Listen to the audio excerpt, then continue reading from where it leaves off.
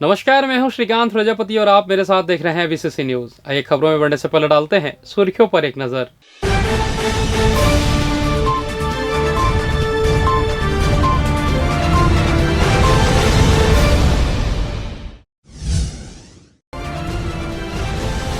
Sickle cell प्रबंधन केंद्र की शुरुआत, सीएम ने किया समर्पित।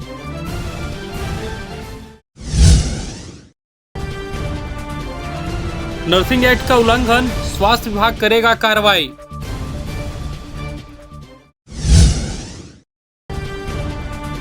सरगंडा क्षेत्र में फिर चोरों का कारनामा, सुने मकान से लाखों की चोरी।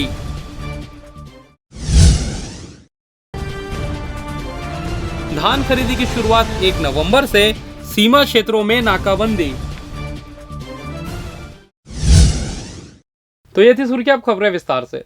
अनुवांशिक बीमारी सिकल सेल के बच्चों एवं बड़ों में बढ़ती संख्या को गंभीरता से लेते हुए प्रदेश के मुखिया भूपेश बघेल के दिशा निर्देश पर स्वास्थ्य विभाग द्वारा प्रदेश के 28 जिला अस्पतालों एवं 9 शासकीय मेडिकल कॉलेजों में रविवार को सिकल सेल प्रबंधन केंद्र का मुख्यमंत्री द्वारा वीडियो कॉन्फ्रेंसिंग के जरिए शुभारंभ किया गया। इन केंद्रों में सिकल सेल जैसी अनुवांशिक बीमारी से ग्रसित मरीजों को निःशुल्क जांच एवं परामर्श की सुविधा मुहैया कराई जाएगी। वहीं स्वास्थ्य विभाग द्वारा बनाए गए लघु फिल्म की प्रस्तुति भी की गई। इस मौके पर मुख्यमंत्री बघेल ने स्वास्थ्य विभाग को अलर्ट रहने के साथ साथ पीड़ितों को सुविधाजनक लाभ दिलाने की बात कही। उद्घाटन अवसर पर जिला अस्पताल में विधायक शैलेश पांडे, जिला पंचायत के CEO Jayashree Jain, CMHO Anil Srivastava, civil surgeon Anil Gupta समेत अन्य डॉक्टर व नर्सिंग स्टाफ उपस्थित रहे।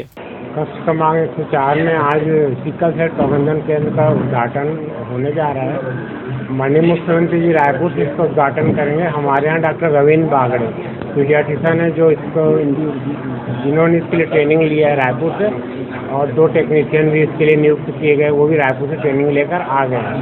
आज के बाद यहाँ पे निःशुल्क जाँच उपचार सभी सुविधाएँ प्रदान की जाए। माननीय मुख्यमंत्री जी द्वारा भी सिकल सेल प्रबंधन केंद्रों की शुभारंभ किया जाएगा वीडियो कॉन्फ्रेंसिंग के माध्यम से। इससे निःशुल्क जांच भी इजीली अवेलेबल हो पाएगी और उसकी जांच के उपरांत जो परामर्श है और इलाज है वो भी लोगों को आसानी से मिल पाएगा। तो जिला अस्पताल में ये शुरुआत आज हो जाएगी, लोगों को सुविधा प्रदान हो पाएगी। छत्तीसगढ़ में आगामी विधानसभा चुनाव को लेकर सरगर्मियां तेज हो चुकी है। चुनाव के नजदीक आते ही राज्य के सत्ताधारी कांग्रेस पार्टी में दूसरे दलों के लोगों का प्रवेश होना शुरू हो गया है। आगामी चुनाव और हर वर्ग को साधने वाले कार्यकर्ताओं से इससे उभरने वाली नाराजगी को ध्यान में रखते हुए संगठन ने कांग्रेस प्रवेश की प्रक्रिया को पेचीदा बना दिया है। पदाधिकारियों के अनुसार वे लोग ही कांग्रेस प्रवेश कर सकेंगे जिनकी विचारधारा कांग्रेस व कांग्रेस कार्यकर्ता से मिलती हो, जिसके बाद ही पूर्ण पुष्टि होने पर गैर दलों के लोगों को कांग्रेस में विधिवत प्रवेश दिलाया जा सकेगा। बीते दिनों संगठन महामंत्री अमरजीत चावला के हवाले से जिला शहर कांग्रेस कमेटी के स्तर पर किसी व्यक्ति विशेष का विधिवत प्रवेश तभी मान्य होगा जब स्थानीय स्तर पर संगठन द्वारा लिखित अनुशंसा असहमति होगी। साथ ही किसी कार्यक्रम में गमछा पहनाकर कांग्रेस प्रवेश कराने को मान्य नहीं माना जाएगा, जिसकी लिखित सूचना संगठन के जिम्मेदार पदाधिकारियों को दी जा चुकी है। जिले में मौसमी बीमारियों के बढ़ते मरीज के बीच शासकीय हॉस्पिटलों में मेडिकल स्टाफ की कमी मरीजों के लिए परेशानी का सबब बना हुआ है। आपको बता दें, जिला हॉस्पिटल और सिम्स में बड़ी संख्या में मरीज पहुंच रहे हैं। सिम्स में औसतन 1345 और जिला अस्पताल में 409 मरीजों का प्रतिदिन इलाज होता है। इन दिनों ज्यादातर ठंड के वायरस से पीड़ित मरीज पहुंच रहे हैं। सर्दी, खांसी, अस्थमा, सिरदर्द, बुखार से पीड़ित मरीजों के लिए दोनों अस्पताल में अतिरिक्त सुविधा उपलब्ध कराने की तैयारी की जा रही है, ताकि ओपीडी में अतिरिक्त डॉक्टर और स्टाफ भी रहेंगे जो मरीजों को आवश्यक सलाह प्रदान करेंगे, ताकि ठंड के मौसम में वायरस से लोगों को बचाया जा सके। सिर्फ प्रबंधन द्वारा मरीजों को गर्म पानी भी उपलब्ध कराया जाएगा। इसके लिए अलग से वाटर कूलर लगाए जाएंगे। इससे मरीजों को सुविधा मिलेगी, बाहर से गर्म पानी खरीदना नहीं पड़ेगा। साथ ही बेड में चादर की संख्या बढ़ाए के निर्देश दिए गए हैं। मरीजों को 2-2 चादर मुहैया कराएंगे ताकि ठंड के मौसम में परेशानी का सामना ना करना पड़े। इसके अलावा ओपीडी में जांच करवाने के बाद मरीज दवाई के लिए वितरण केंद्र में है। स्टाफ की कमी के कारण घंटों इंतजार करने के बाद दवाई मिल पाती है। सर्दी खांसी के मरीज ज्यादा समय तक भीड़ में नहीं रह सकते। ऐसे मरीजों को दवाई उपलब्ध करवाने के लिए दवा केंद्र में अतिरिक्त स्टाफ रखेंगे। साथ ही बच्चों और सीनियर सिटीजन को प्राथमिकता देने के निर्देश दिए गए हैं। रायगढ़ जिले के प्रमोद कुमार सिदार छत्तीसगढ़ के 33 जिलों के भ्रमण पर निकले हैं। साइकिल चलाओ और पर्यावरण बचाओ संदेश के साथ रायगढ़ जिले से प्रमोद कुमार सिदार छत्तीसगढ़ के 33 जिलों पर भ्रमण कर लोगों को पर्यावरण के लिए जागरूक कर रहे हैं। प्रमोद कुमार सिदार रायगढ़ से 7 जिला को पार कर साइकिल चलाते हुए गौरेला, पेंड्रा, मरवाही जिले पहुंचे, जहां पटियाला हाउस पर उनका आत्मीय स्वागत किया गया। वहीं प्रमोद कुमार सुधार की साइकिल की हालत को देखते हुए एवं उनके हौसले को देखते हुए पेंड्रा के समाज सेवी हर्ष छाबरिया के द्वारा उन्हें नई साइकिल दी गई एवं उनके चेहरे पर खुशी देखते बन रही थी। वहीं प्रमोद कुमार सिदार की साइकिल यात्रा के लिए शुभकामनाएं भी दी गई, जिनसे बात की हमारे संवाददाता ने। पर्यावरण संरक्षण के लिए तमाम दावे और वादे किए जाते हैं, मगर धरातल आज किसी से छुपी हुई नहीं है। लगातार जंगल खत्म होता जा रहा है और शासन और प्रशासन सिर्फ और सिर्फ अपने तारीफों के पुल बांधता है। जमीनी हकीकत आज जंगल लगातार कटते जा रहे हैं, जंगलों खत्म होता जा रहा है। इसी तारतम्य पर जोड़ते हुए साइकिल चलाओ पर्यावरण बचाओ की एक यात्रा शुरू की गई है। और ये है, उम्र कम है इनकी, बताते हैं 27 साल की उम्र है इनकी, और यह पर्यावरण संरक्षण के लिए साइकिल यात्रा निकाल रहे हैं और यह संदेश देना चाहते हैं लोगों को कि पर्यावरण को बचाया जाना चाहिए ताकि आने वाला भविष्य सुरक्षित हो सके। ये क्या नाम है आपका और कहाँ से यात्रा शुरू कर रहे हैं अपनी? मेरा नाम प्रमोद कुमार सिदार है। मैं रायगढ़ जिला से ये यात्रा प्रारंभ किया है। कहाँ के हैं रायगढ़ से? रायगढ़ से लेलोंगा ब्लॉक गांव कमरगा। ये टमाटरों का गढ़ टमाटर की राजधानी कहलाता है, वही ले लूंगा है। हाँ, वही उसी क्षेत्र जहाँ टमाटर की राजधानी कहा जाता है, लुड़े क्षेत्र को वहीं पास है लेलोंगा। ये पर्यावरण बचा साइकिल चलाओ यात्रा, इतनी कम उम्र में इस तरीके की सोच, और क्या उद्देश्य है इसका? मैं तो आने वाला जो समस्या है, जो आने वाला भविष्य थोड़ा मैंने गहन चिंतन किया और ये योजना निकाल के अब लोगों तक अपील कर रहा हूँ कि आने वाला समय के लिए हमें पेड़ पौधा लगाना होगा और जो बचे हुए जंगल हैं, उसको हमें सेव करके रखना होगा। बिल्कुल, जंगल लगाने से ज़्यादा बेहतर है जो बचा जंगल है, उसे संरक्षित और संवर्धित किया जाए ताकि यह जो बचा जंगल है उसे बचाया जा सके। हाँ, ये मैं एक बात और पूछना चाह रहा था कि ये जो यात्रा कर रहे हैं, यात्रा में परेशानियाँ, दिक्कतें, मतलब किसी तरीके की समस्याएँ भी आती हैं? हाँ, समस्याएँ तो बहुत आती है लेकिन उसे झेलते हुए आगे बढ़ रहा हूँ। कितने जिले पार कर चुके हैं? अभी तक मैंने 8वाँ जिला पहुँचा है, 7 जिला मेरा कंप्लीट हो गया है। और कितने दिन हो गए हैं? अभी मुझे 17 दिन हुआ था, आज 18वाँ दिन है। टोटल इतने जिले 33 जिले हैं। 33 जिले का सफर करने में कितना समय लग जाएगा लगभग? समथिंग 4 से 5 मंथ लगेंगे मुझे टोटल जिला कवर करने पर। और पारिवारिक पृष्ठभूमि क्या है? मतलब किस परिवार से बिलोंग करते हो? मैं तो मेरा पर फैमिली है वो कृषक हैं। मैं कृषक फैमिली से बिलॉन्ग करता हूँ। रास्ते में जो दिक्कतें होती होंगी, खाने की, पीने की, रुकने की समस्या होती है, इसका निदान कैसे होता है? ये थोड़ा मेरे लिए तो ज़्यादा ही हो जाता है। कभी मैं रुक एक अच्छा जगह भी मिल जाता है, तो कभी बाहर पर भी सोना पड़ता है। ऐसा करके मैं अभी काफ़ी टाइम से 17 दिन से ऐसे ही चल रहा हूँ। दिन में सफर की रात में? दिन में सफ़र करता हूँ, शाम ढलते ही थोड़ा अपने रुकने का व्यवस्था थोड़ा देखना पड़ता है। शासन प्रशासन से भी कोई मदद मिलती है? शासन प्रशासन से तो मदद की नहीं मिली है अभी तक। अभी तो केवल मैं रिक्वेस्ट ही कर रहा आम हूँ। आम लोगों आम की लोगों के मदद मिलती जी, आम लोगों की मदद मिल रही है। है ना? जी। घर से पैसे लेकर निकले हो कि मतलब ये असहयोग से एक यात्रा है? घर से तो बहुत कम बजट लेके निकला था, मैं करीब 700 रुपया लेके निकला था और आम लोग अभी मेरे को बीच में सपोर्ट कर रहे हैं, तो उसी से मेरा आगे की जो जर्नी है वो चल रही है। फिलहाल इस जनवरी में इस सफर में, यहाँ तक के सफर में कितनी दिक्कतों का सामना करना पड़ा? कोई परेशानी आई है? हाँ, ऐसे बहुत ज़्यादा नेगेटिव थिंकिंग और सही रिस्पॉन्स नहीं मिल पाता है, तो वहाँ थोड़ा-सा कष्ट होता है। तो उस कष्ट को धीरे-धीरे, धीरे-धीरे झेलते हुए मैंने यहाँ तक पहुँचा हूँ। बिल्कुल, आप देख सकते हैं कि यह साइकिल से यात्रा की जा रही है, छत्तीसगढ़ का पूरा भ्रमण है लगभग। ये कितने किलोमीटर का हो जाएगा? कुछ एरिया ने पहले इसका रूट चार्ट बना होगा, तो कितने किलोमीटर का सफर होगा ये? मेरा तो 775 किलोमीटर समथिंग हो गया है सफ़र। 775 जी, 17 दिन में। 17 दिन में। तो पर डे का 100 किलोमीटर का आंकड़ा?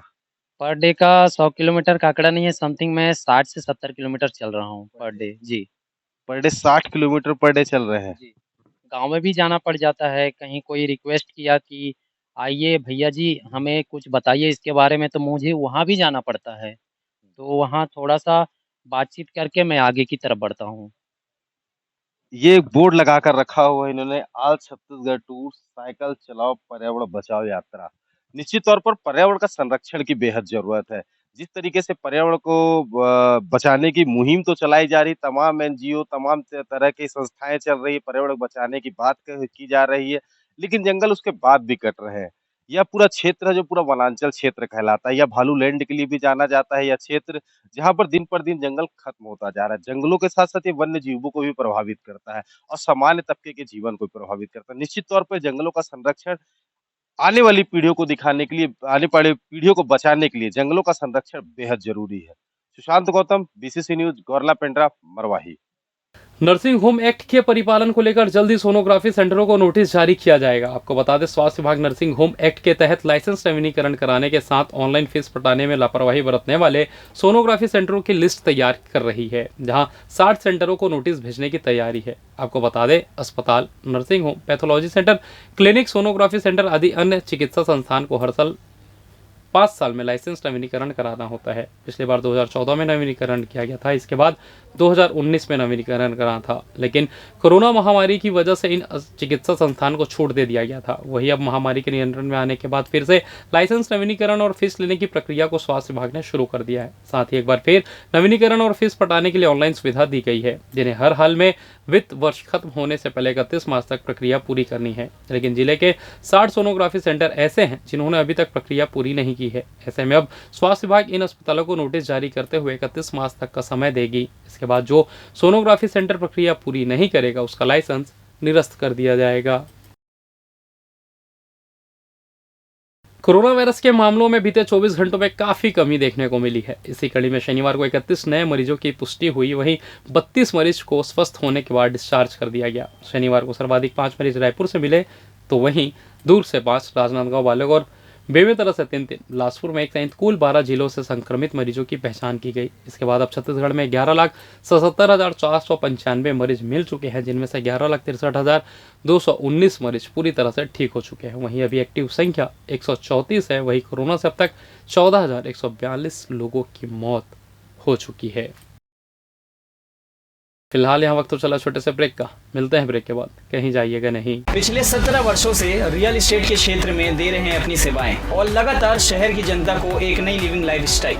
अपने कार्यों एवं सेवाओं के माध्यम से लाखों लोगों की उम्मीदों को दिया है आकार। इसलिए जिले में ही नहीं, पूरे प्रदेश में इनकी पहचान है बरकरार। आपके सपनों के घर को हकीकत में बदल कर है दिखाना, इसलिए आपके लिए लेकर आए हैं भाटी आशिया।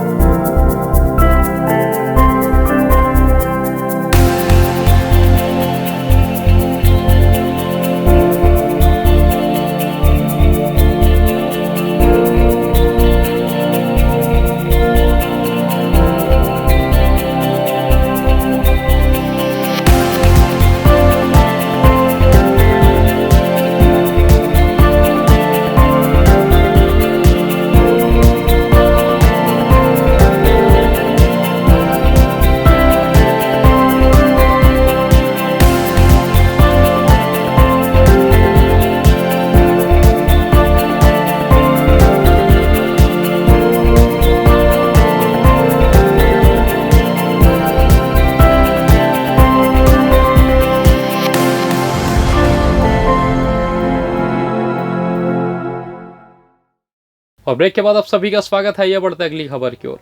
न्यायधानी में एक बार फिर चोरों का आतंक बढ़ने लगा है, जिसको लेकर स्थानीय पुलिस की सक्रियता ना के बराबर धरातल में नजर आ रही है।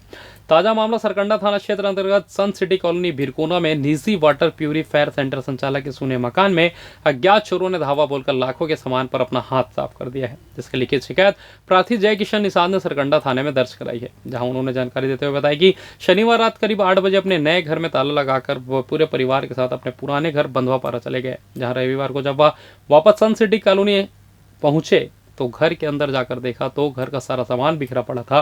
घर के बेडरूम में रखे अलमारी का लॉकर टूटा हुआ था। जब प्रार्थी ने घर में रखे सामानों की जांच की तो पता चला अलमारी से करीब 80,000 रुपए नगद, सोने का हार 1.5 तोला, मंगलसूत्र 1 तोला, झुमका, पायल, कमरबंद तकरीबन 1 लाख रुपए का नहीं था, जिसे अज्ञात चोरों ने बीती रात घर के रोशनदान से घर के अंदर प्रवेश कर चोरी कर लिया है। बहरहाल पुलिस ने मामला दर्ज कर लिया है और अज्ञात चोरों की तलाश कर रही है।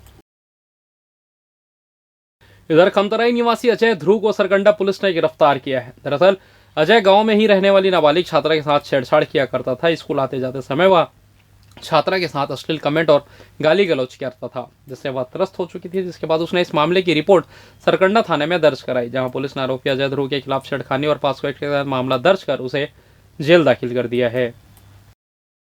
रेलवे कर्मचारी की मोटरसाइकिल चोरी करने वाले 2 आरोपियों को तारबहार पुलिस ने गिरफ्तार किया है। संतोष निषाद और अनिल यादव घूम घूमकर बाइक चोरी किया करते थे। पुलिस को सूचना मिली कि यह दोनों बाइक बेचने के लिए वह ग्राहक की तलाश कर रहा है, जिस पर पुलिस ने हिरासत में लेकर पूछताछ की तो उन्होंने बाइक चोरी करना स्वीकार कर लिया। पुलिस ने उनके पास से 2 मोटरसाइकिल बरामद की है, जिसे वह रेलवे स्टेशन से चोरी किया था और उन्हें जेल भेजकर विवेचना की जा रही है।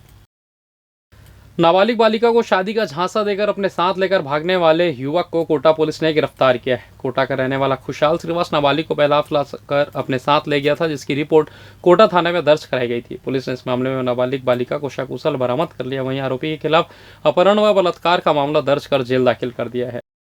वहीं एक और मामले में चोरी का खुलासा करते हुए पुलिस ने बताया कि सरकारी क्वार्टर से गैस सिलेंडर, होम थिएटर चोरी करने वाले आरोपी फिदा हुसैन और कालू को गिरफ्तार किया गया और उसके पास से सामान बरामद कर जेल दाखिल कर दिया गया है। रतनपुर थाना क्षेत्र में जुआ पर बड़ी कार्रवाई की गई। इस कार्रवाई में कई सफेद पोश लोगों को जुआ खेलते पकड़ा गया, जिसमें भाजपा पार्षद और कांग्रेस के भी लोग शामिल हैं। देखिए ये खास रिपोर्ट। अपना मुंह छिपाकर खड़े ये वही रतनपुर के सफेद पोश लोग हैं जो रात होते ही खेत खलियानों में जुआ का फड़ सजा लेते हैं। आपकी टीवी स्क्रीन पर नजर आ रहे इन लोगों को पहचान लीजिए। ये भाजपा पार्षद हकीम मोहम्मद, कांग्रेस के पूर्व पार्षद वादिर खान, संजय सोनी, धर्मेंद्र पटेल हैं। इनके अलावा 13 और लोग हैं जो रतनपुर के करहियापारा में जुआ खेल रहे थे, जिन्हें एसीसीयू की टीम ने 1,40,000 नगद और 8 मोटरसाइकिल समेत 14 मोबाइल फोन के साथ गिरफ्तार कर जुआ एक्ट के तहत कार्रवाई की है। सूचना मिली थी कि काफ़ी बड़ी मात्रा में जुआ वहाँ खिलाया जा रहा है किसी के द्वारा। उस पर हमारी टीम द्वारा कार्रवाई की गई रतनपुर पुलिस के साथ में। 13 आरोपियों को हमने पकड़ा, 1,40,000 नगद और 8 मोटरसाइकिलें जब्त की और कल भी तिफरा में हम लोगों ने जुआ पकड़ा है। इन सफेद पोस्ट लोगों को गिरफ्तार करने के बाद ये अपनी ऊंची पहुंच का हवाला देने लगे और छोड़ने की गुजारिश करने लगे, लेकिन इनकी ताहुतदारी एक न चली और सभी 13 लोगों के खिलाफ जुआ एक्ट के तहत कार्रवाई की गई। इन गणमान्य लोगों ने पोर्टल की आड़ में दलाली करने वाले तथाकथित पत्रकारों के साथ मिलकर अब पुलिस को बदनाम करने का खेल शुरू कर दिया है, लेकिन वह भी नाकाम रहा। बहरहाल सभी के खिलाफ कार्रवाई कर उनकी ऊंची पहुंच को तबाह कर दिया गया है। कैमरामैन राकेश साहू के साथ श्रीकांत प्रजापति, बीसीसी न्यूज, बिलासपुर।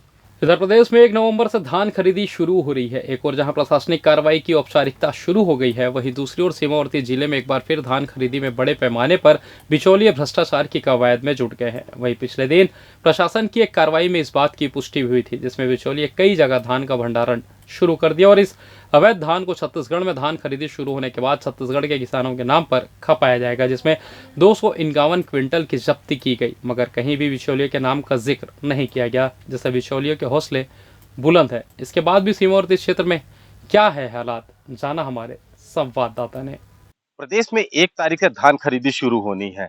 हम खड़े हैं खैर जीटी में। यह छत्तीसगढ़ और मध्य प्रदेश का अंतरराज्यीय क्षेत्र है। ये देख सकते हैं यहाँ से मध्य प्रदेश लग जाता है। लगभग धान की जो अवैध कालाबाजारी होती है वो मध्य प्रदेश से परिवहन होकर छत्तीसगढ़ आता है। क्योंकि छत्तीसगढ़ में समर्थन मूल्य के साथ बोनस भी मिल रहा है। 2500 में धान खरीदी करने का एक जो लक्ष्य छत्तीसगढ़ सरकार ने बनाया, वह कालाबाजारी की कहीं न कहीं भेंट चढ़ जाता है। हम खड़े हैं खैर जीटी में जिस जगह पर, वहां पर आप व्यवस्थाओं के नाम पर देख सकते हैं कि व्यवस्थाएं किस तरीके की है यहाँ पर। यहाँ पर ना तो सीसीटीवी कैमरे लगाए गए हैं, यह सिर्फ एक बांस के माथे छोड़ दिया गया। बात करें प्रशासनिक अमले की, तो यहाँ पर प्रशासन का अमला भी नजर नहीं आता। कल पंजीयन की आखिरी डेट है, 31 तारीख को आखिरी डेट है पंजीयन की। जो धान है, अवैध रूप से जो धान की कालाबाजारी होती है वह विगत 1 माह से आना शुरू हो जाती है। यहाँ पर नाका पहले लग जाना चाहिए थी, चौकसी को चाक चौबंद पहले व्यवस्था कर देनी थी, मगर अब तक जो परसों धान खरीदी होनी, अब तक ऐसी कोई व्यवस्था नहीं हो पाई है। यह प्रशासन पर सवालिया निशान पैदा करता है। कहीं ना कहीं ये कालाबाजारी और अवैध धान की स्मगलिंग को बढ़ावा भी दे रहा है।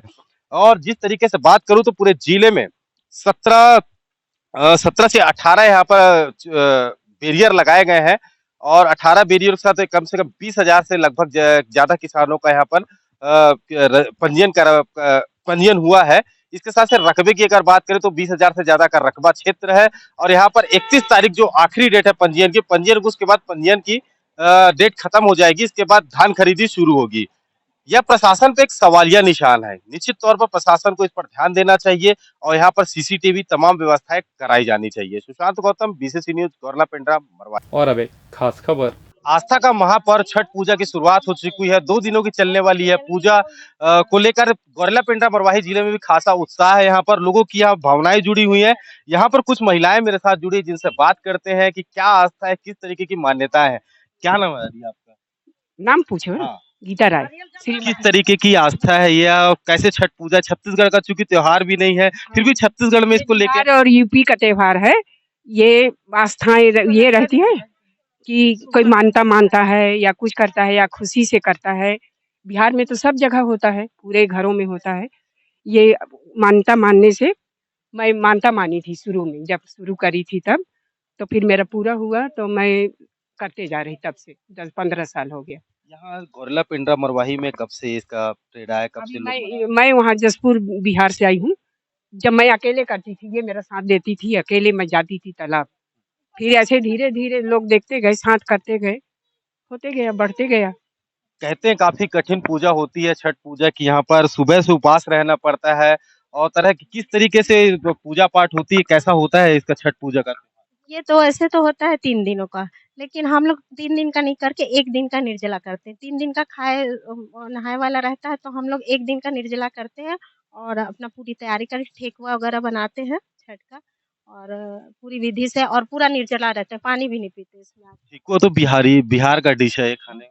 तो लेकिन इसको बनाते यही तो क्या बताएं? ठेकुआ ही चलता है इसमें प्रसाद सूर्य भगवान को। हाँ।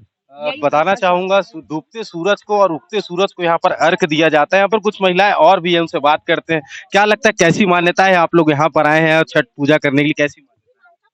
मेरी मानता पूरी हुई है इसलिए मैं सूपा भर रही हूँ। बाकी मैं एक बार भिलाई में भी करी हूँ, बहुत अच्छा लगता है कि सूरज को जो जल देते हैं हम लोग, फिर उसके बाद सुबह आकर के फिर जल देते हैं और जो माहौल रहता है सब सिंदूर लगाते हैं, खूब सुंदर-सुंदर तैयार होकर के आते हैं, बहुत सुंदर लगता है। ट्रेडिशनल दौर भी है इसके लिए में। यहाँ पर कुछ महिलाएं और हैं, इनसे भी बात करते हैं। देख सकते हैं किस तरीके से यहाँ पर थाली सजाई गई हो गए, यहाँ पर सजाया गया है इन्हें और यहाँ पर डूबते सूरज को आज अर्घ दिया जा रहा है।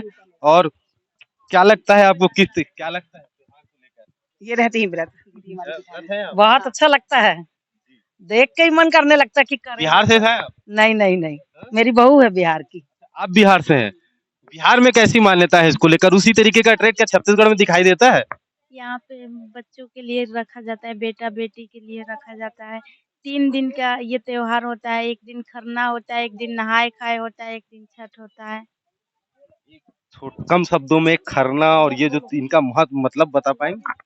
खरना होता है, खीर खा के होता है, नहाए-खाए लौकी का सब्जी, चावल और चना का दाल खा के होता है और उसके बाद तीसरे दिन निर्जला व्रत होता है। ये छत्तीसगढ़ में भी 3 दिन तक ही मनाया जाता है?